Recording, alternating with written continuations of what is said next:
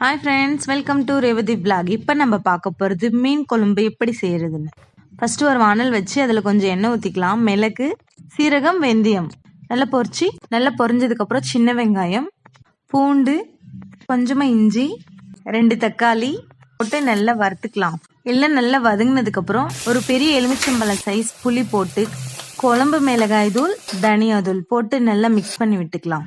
பச்சை வாசனை போகிற வரைக்கும் பண்ணி விட்டதுக்கு அப்புறம் அரைச்சி எடுத்துக்கலாம். இன்னொரு வானல் வச்சு எண்ணெய், கடுகு, வெங்காயம், கட் பண்ணி வச்ச வெங்காயம் போட்டு பொரிச்சிக்கலாம். கருவேப்பிலை ஒரு கைப்பிடி, அரைச்சி வச்ச மசாலாவை போட்டு நல்லா மிக்ஸ் பண்ணி விட்டுக்கலாம். மிக்ஸி ஜாரில் கொஞ்சம் தண்ணி ஊற்றி தண்ணியும் மிக்ஸ் பண்ணலாம். நல்லா கொதிச்சதுக்கப்புறம் மீன் எடுத்து அதில் போட்டுக்கலாம். போட்டு நல்லா கொதிச்சு கிரேவியாக வந்ததுக்கப்புறம் ஆஃப் பண்ணிக்கலாம். ஃபிஷ்ஷு பொரிச்சு எடுத்து சாப்பிடலாம். மீன் குழம்பு ரெடி. எங்கள் சேனல் உங்களுக்கு பிடிச்சிருந்ததுன்னா சப்ஸ்கிரைப்